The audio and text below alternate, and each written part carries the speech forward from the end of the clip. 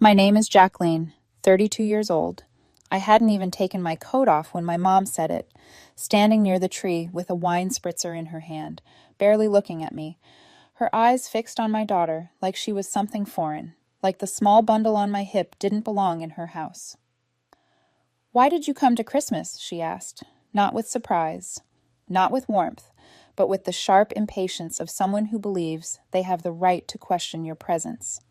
My 9-month-old baby had just woken up from the drive, cheeks flushed from the cold, her tiny hand clutching the edge of my scarf, not crying, not fussing, just quiet and curious, trying to make sense of the lights and the smells and the unfamiliar voices, but none of that mattered to my mom. "Your 9-month-old baby makes people uncomfortable," she added, like she was stating a fact everyone else had already agreed to.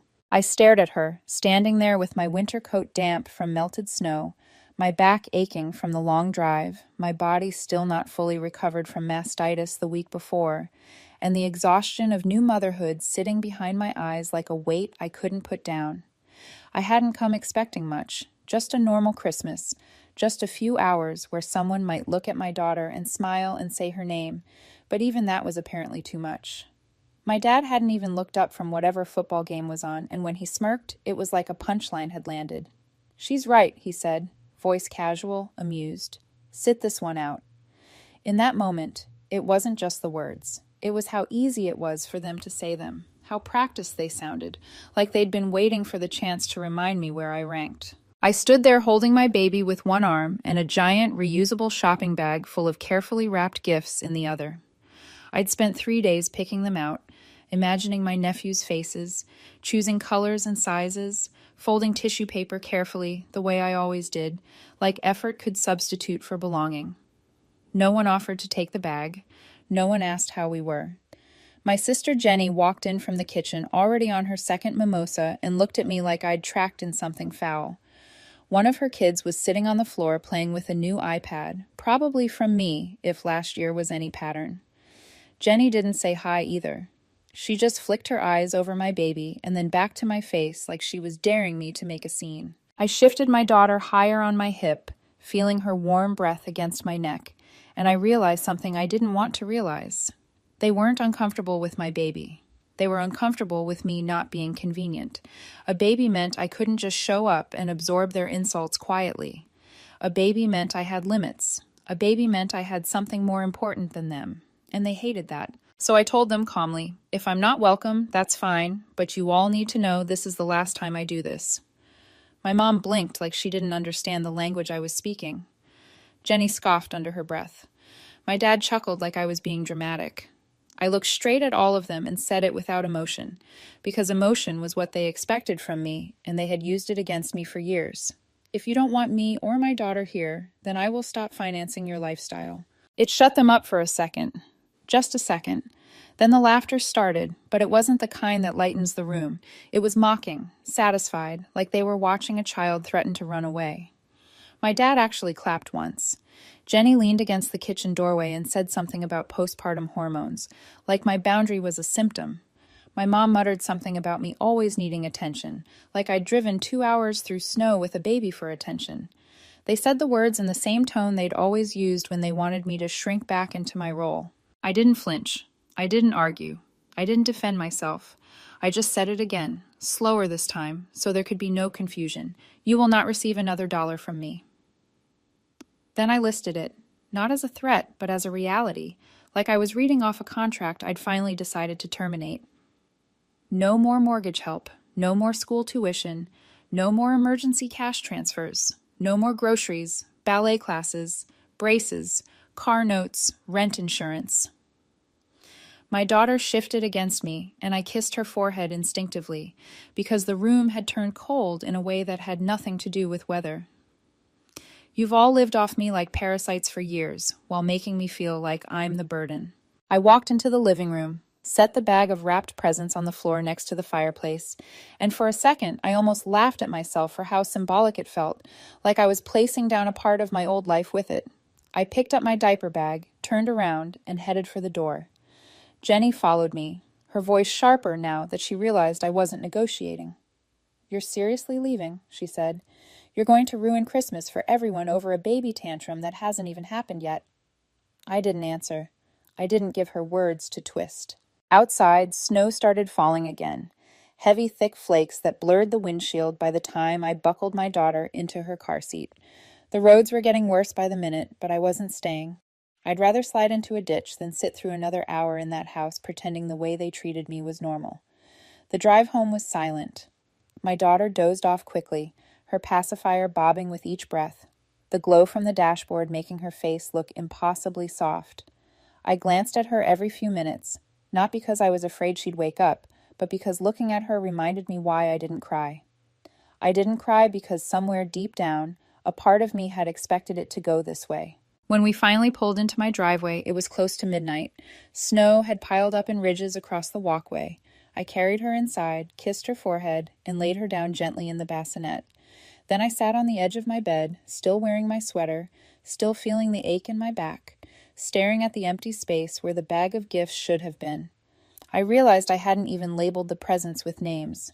I had memorized each one, who it was for, what I'd thought when I bought it, as if knowing them by heart meant I belonged. I thought maybe they'd open them and feel something. But deep down I knew they wouldn't. No one had said my daughter's name the whole night, not once. And for the first time in my life, I didn't want them to. Later, after I fed her and watched her fall asleep with her little fingers curled around mine, I leaned close and whispered the promise I didn't know I'd been carrying for years. "You're never going to grow up thinking that kind of love is normal," I told her softly. "I promise you that." The morning after Christmas, I woke up to silence so complete it felt staged, like my family was waiting to see how long I could sit with it before I cracked. No text from my mom, no missed calls from Jenny, nothing from my dad, not even a lazy emoji or a blurry photo of the twins holding up their presents. You'd think I hadn't spent 3 days picking out those gifts with care, or driven 2 hours through a snowstorm just to be told I wasn't welcome. I sat in my kitchen with lukewarm coffee, watching my daughter smack her mashed banana across the high chair tray, and realized I'd done something irreversible. Not just by walking out, but by saying the quiet truth out loud about the money, about how they'd been leeching off me for years while making me feel like I was the burden. I meant every word, but the silence still stung. It wasn't that I expected an apology. I wasn't surprised they didn't reach out. I was surprised by how quickly they moved on, how easily they could pretend I didn't exist the moment I stopped being useful. By evening, I gave up checking my phone and turned it off. That night, I fed my daughter mashed carrots, gave her a bath, and watched her fall asleep with her little fingers curled around mine. She looked so peaceful in her crib, so innocent, and I found myself whispering again, more to myself than to her, that she would never grow up thinking love comes with conditions. The next morning, I heard it knocking. Not a single knock, not the friendly kind that comes with a neighbor and a package. This was loud, repeated, persistent, like someone believed the door belonged to them. My daughter was still asleep, the baby monitor glowing softly on the counter. I walked barefoot across the cold floor, cracked the door open, and nearly slammed it shut out of instinct. My entire family was on my front porch. My mom was holding a Tupperware container like a peace offering, her mouth already shaped into the expression she uses when she wants to look reasonable. My dad had his cap pulled low, eyes half closed like he couldn't be bothered. Jenny stood in the back with her arms crossed, flanked by the twins who were tossing snowballs at each other, like this was a casual weekend visit. Her husband sat in their van with the engine running, as if he didn't plan on staying long. I didn't say anything. I just opened the door wider, because I wanted to see what they thought they were doing, and because a small part of me wanted to believe, in spite of everything, that maybe they came for the right reason. They filed in like it was nothing. My mom made a show of taking off her boots on the mat like she was a guest with manners, then walked straight into my kitchen and placed the container on my counter without asking. My dad dropped onto my couch and turned on the TV like he was resuming a show he'd paused. Jenny didn't even look at me. She was already on her phone, thumbs moving fast, as if my living room was just a waiting room for whatever she actually wanted. It took them 5 minutes to get comfortable, and in those 5 minutes I realized something that made my stomach turn. They weren't nervous. They weren't ashamed. They weren't here to repair anything. They were here to reset the balance, to return everything to the way it had always been, as if Christmas never happened. Then came the soft voices, the rehearsed apologies delivered with just enough warmth to sound believable. My mom said, "We were wrong," while she wiped down my counter like she was helping. My dad muttered, "I didn't mean it like that," as he scrolled through his phone. Jenny added, "It wasn't personal. You were just emotional." They kept calling me that, emotional, like that was the flaw, like my feelings were the problem, and not the years of taking, not the way they made me feel like I owed them something for existing. They moved quickly into the part they'd clearly practiced. They wanted to make things right, start fresh. They missed their granddaughter. They wanted to be part of her life. They wanted to spend New Year's together.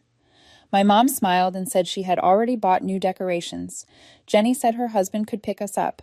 My dad offered to shovel my driveway, like a small task could erase a lifetime of contempt. For a minute I sat there holding my daughter, listening, nodding at the right moments, pretending to consider it. That was the sickest part. They were good at this. They knew exactly how to sound like family. They knew which words to use, which promises to make, how to soften their voices so I would doubt myself.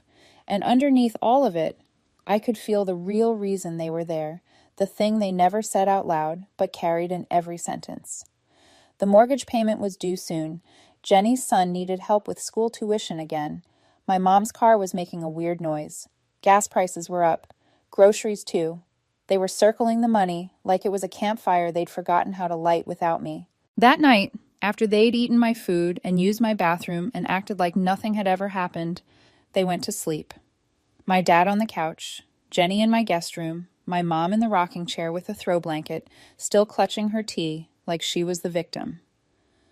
The house was too quiet for how many people were in it. I walked down the hallway and felt my chest tighten with something I couldn't name yet. Around midnight, I found my mom's purse in the bathroom. She'd left it on the sink. Her phone screen was lit up from a recent message. I didn't touch it. I didn't need to. The preview was right there, bright and unmistakable, like the universe wanted me to see it. It was from Jenny. "Told you she'd fold. She always does." My hands went numb. I stared at the words until they stopped looking like letters and started looking like a bruise. Fold, like I was paper, like I was predictable, like my boundaries were a performance they could wait out.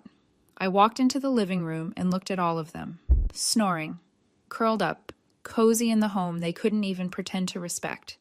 And for the first time in my life, I felt something colder than the snow outside. They didn't come to apologize.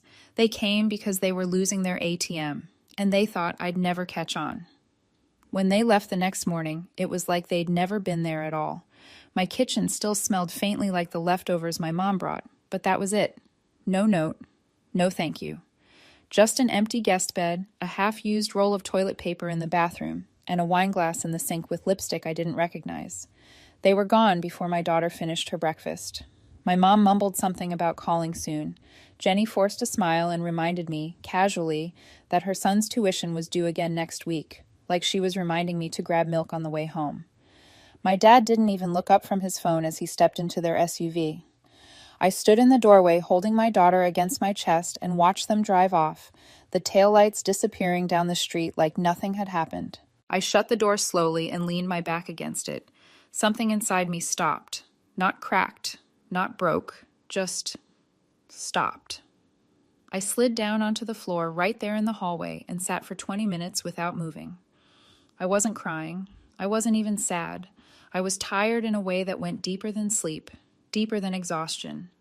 It was the kind of tired that comes from carrying a weight for so long you forget it's optional. By noon, I had my bank app open. I hovered over the scheduled payments I'd set up months ago. Mortgage help for my parents. The prepaid balance for Jenny's kids' school. My dad's insurance premium. Everything I'd been quietly covering for the last year and a half. I didn't cancel them yet. I stared at the numbers like they might rearrange themselves into something that made sense. I told myself maybe they really were sorry. Maybe they were just clumsy. Maybe I was being too harsh. That thought lasted until my phone rang. It was Aunt Linda. We weren't close. She was my dad's older sister, widowed, no kids, the kind of woman who sent birthday cards with perfect cursive and left family gatherings early, without explanation. When I answered, her voice was calm but heavy, like she'd been carrying something she didn't want to carry anymore. She asked if I was alone. I told her yes. She asked if she could tell me something she'd heard.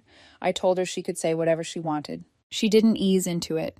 She told me she'd stopped by my parents' house the day after Christmas to drop off a box of dishes. Nothing serious.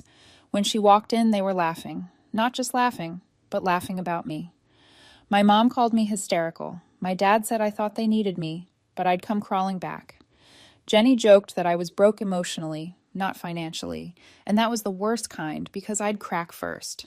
Linda said they talked openly about it, like they were planning a weekend trip. They said they'd give me a few days, then show up, act sorry, bring the kids because that always works, and get me back where they wanted me. My dad said, "We've got her wrapped." Wrapped. That word hit harder than everything else she said. Wrapped like a package, wrapped like a thing, wrapped like I was something they could put back in place when it suited them. Linda paused on the phone, then said she almost didn't call me. She didn't want to get involved, but after hearing how sure they were, how confident they were that I'd fold, she couldn't ignore it. She said she'd always known they leaned on me, but she hadn't realized how deep it ran, how cruel it had become. I thanked her. That was all I could say. When we hung up, I walked straight back to my bank app. I didn't hover this time. I canceled everything. Mortgage assistance gone. School tuition canceled. Car insurance revoked. Grocery cards turned off. Phone plans shut down. Emergency transfers ended. Every string they could pull, I cut. Then I blocked every number. My mom, my dad, Jenny, her husband. Within an hour, the calls started from unknown numbers. "Hey, what's going on?" "Pretty sure the bank glitched." "You didn't mean to cancel all that, right?" Then the guilt followed. "How could you do this to your own family? You're punishing the kids. This is unfair. You're overreacting." I didn't respond.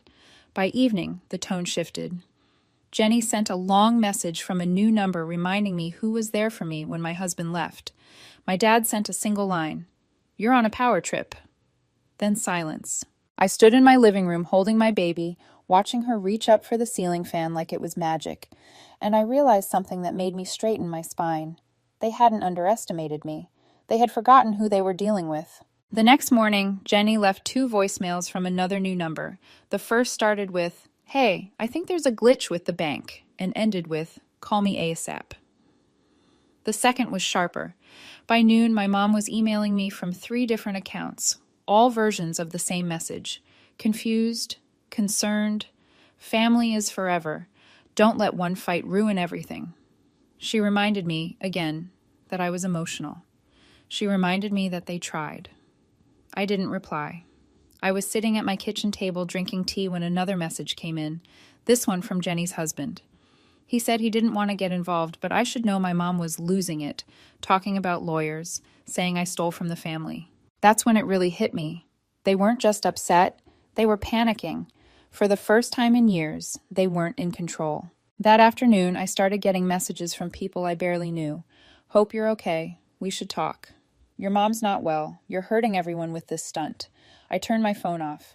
Instead of spiraling, I logged into every other account I'd ever connected to them. Utilities, medical subscriptions, school emergency contacts, grocery balances. I removed my name from all of it. I even called the school office and told them I was no longer the financial contact for Jenny's twins. They didn't ask why. Then I opened a spreadsheet. 2 years of transactions, gift cards, mortgage top-ups, last-minute rent checks, car repairs, therapy bills, medications, streaming services. It added up to more than I made the year I graduated college. I stared at the total until it stopped feeling abstract. I hadn't been helping them. I'd been funding their lives. Around 3, the doorbell rang. No one was there. Just a box on my welcome mat with my name written in black marker. Inside was a framed photo from Christmas 3 years ago. Me on the floor laughing with one of the twins. Taped to the back was a note. "You were happy once. That's the version of you we miss. Think about that before you ruin what's left." No signature. Just manipulation wrapped in nostalgia.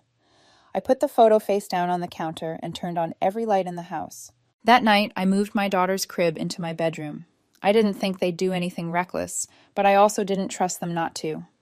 While scrolling aimlessly, I saw a vague post from an old family friend about people forgetting who raised them. My mom's name appeared in the comments 3 times. She was spreading her story already. I leaned back on the couch and smiled because she had no idea how much worse it was about to get for them. It started quietly, the way real consequences always do. Not with shouting or dramatic confrontations, but with small systems failing all at once. The first alert came from my email, a generic notification I almost ignored because it looked like spam.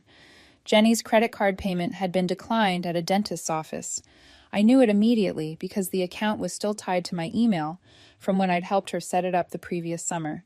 It was for one of the twins, a routine cleaning I'd been quietly covering for months without saying a word. Less than 5 minutes later, my phone buzzed with a text from an unfamiliar number. "Hope you're happy.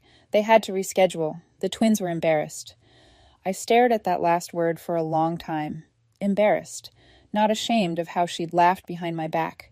Not embarrassed about the manipulation. Embarrassed because the money stopped. An hour later, my mom emailed me again. This time a single sentence. "We're all very disappointed in you." I didn't open it. I didn't need to. I archived it and moved on because I could feel the shift happening. They weren't angry anymore. They were unraveling. Jenny's school payment was declined next.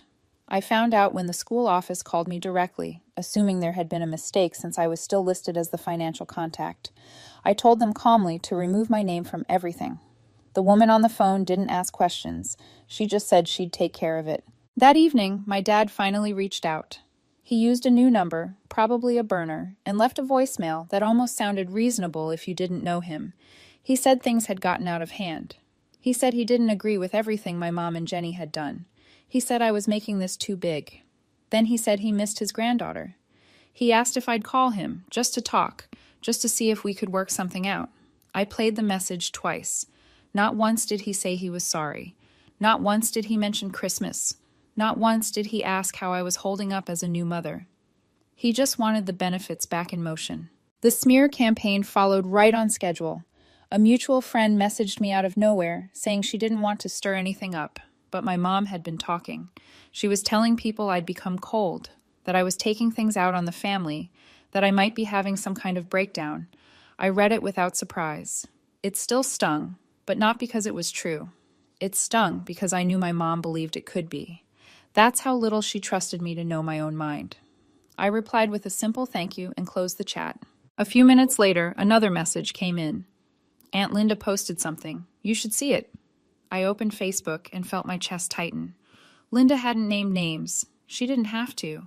She wrote about watching someone give and give until there's nothing left, about families mistaking generosity for obligation, about how silence becomes complicity. She wrote that sometimes the strongest thing a person can do is walk away. The comments flooded in almost immediately. People thanking her, people sharing their own stories, and mixed among them were familiar names, people who'd liked my mom's vague post just days earlier. Now they were quiet, or worse for her, they were liking Linda's words instead. That night, my mom sent one last email from a fourth account. "This doesn't have to go any further," she wrote. "Let's not air dirty laundry. You're not this person. You're better than this." I stood in my living room holding my daughter, reading it over and over, realizing something I hadn't fully accepted until then. They hadn't just been living off my money. They'd built an entire image of me, a version they could manage. Endless giver, endless forgiver, always available. They didn't love me. They loved the role, and now the role was gone. I replied with one sentence. "You used me, and then you laughed about it. We're done." I hit send, blocked the address, and closed my laptop. There was no apology, no explanation, just silence. And somewhere I knew they were scrambling, because without me, the foundation cracked. Bills stacked up. The story they told about me no longer matched the version of me they couldn't reach anymore. The silence lasted 3 days. Not a call, not a message, not even another burner number. They wanted me to feel it, to doubt myself, to think maybe I'd gone too far. But this time it didn't work. I was already past guilt, past fear. I could finally see it clearly. They didn't miss me. They missed the access. On the 4th day, it snowed again. I heard a knock and opened the door slowly, bracing myself out of habit more than fear. It wasn't a delivery. It was Aunt Linda. Her husband stood behind her holding a casserole dish under his coat, and behind him were my cousins, carrying grocery bags and a wrapped box with my daughter's name written in bright letters. I didn't say anything at first. Linda smiled gently and said, "We figured you probably haven't had a break in a while." They came in without expectations. No speeches. No conditions. They played with my daughter on the floor until she laughed herself tired. Linda made tea and asked if I had laundry she could help with. We ate together, nothing fancy, just warm food and quiet conversation. When I finally asked Linda why she came, she didn't dress it up. She said family isn't supposed to be conditional, and she was wrong for staying quiet all these years. Before they left, she told me my mom had called her, furious, accusing her of poisoning me, banning her from the family. Linda told her the truth. The only thing holding that family together had been me, and I had finally stepped away. That night, after they were gone, I sat in the nursery watching my daughter sleep, one tiny hand curled around her blanket. I opened the box they'd left. Inside were handmade toys, a framed photo, and a card in Linda's familiar cursive. "You're not alone. Not anymore." For the first time since Christmas, I slept through the night. No guilt, no second guessing, just peace. The quiet that followed felt different from the other silences. It wasn't heavy or threatening. It didn't feel like a pause before the next blow. It felt settled, like dust finally sinking after a storm that had been raging for years without me realizing how loud it was. I woke up the next morning to sunlight on the nursery wall and my daughter babbling to herself in a soft, sing-song rhythm, completely unaware that something fundamental in our lives had shifted. I lifted her from the crib, breathed in that warm baby smell, and felt a strange sense of certainty. Nothing was chasing me anymore. Days passed without interruption. No new numbers, no emails slipping through filters, no mutual friends, just checking in. My parents and Jenny had gone quiet, not because they understood, but because they had no move left that didn't expose them further. Control only works when the other person still wants something from you. I didn't. And that was the part they never planned for. I went back to routines I hadn't realized I'd abandoned. Morning walks with the stroller, even when it was cold. Cooking real meals instead of grabbing whatever was fastest. I started leaving my phone in another room without anxiety, without that constant low-level dread that someone would need something from me. The house felt lighter. Even my daughter seemed different, calmer, like she could feel the absence of tension the way animals do before humans admit it's there. About a week later, I ran into an old neighbor at the grocery store. She smiled warmly and asked how my parents were doing.